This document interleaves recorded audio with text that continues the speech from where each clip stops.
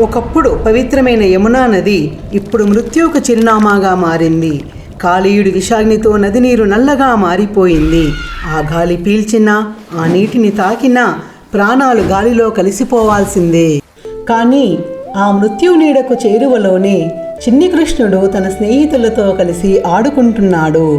ఆటలో భాగంగా వారి బంగారు బంతి ఒక్కసారిగా ఆ విషపూరితమైన యమునా నది సుడిగుండంలో పడిపోయింది.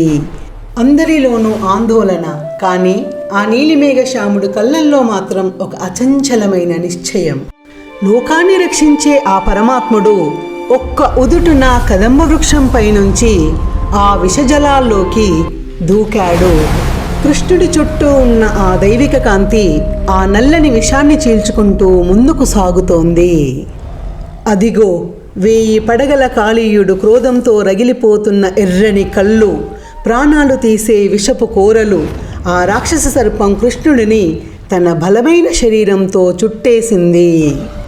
యమునా నది ఉగ్ర రూపం దాల్చింది. గోపబాలురు, పశువులు భయంతో వణికిపోతున్నారు. కానీ ఇది అంతం కాదు, ఒక అద్భుతానికి ఆరంభం. విశ్వాన్ని ఏలే ఆ నందనందనుడు కాళీయుడి గర్వాన్ని అణచడానికి సిద్ధమయ్యాడు. ఒక్కసారిగా ఆ పాము పడగలపై దూకి దివ్యమైన తాండవం మొదలుపెట్టాడు.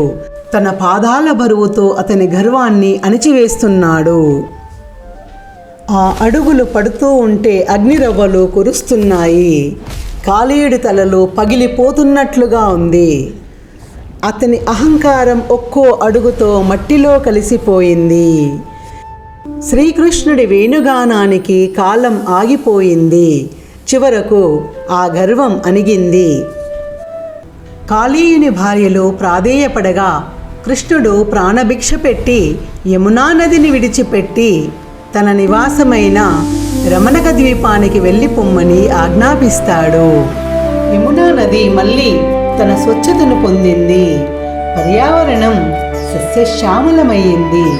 గోపాల బాలురు శ్రీకృష్ణునితో కలిసి స్వచ్ఛమైన వాతావరణంలో హాయిగా ఆడుకోసాగారు.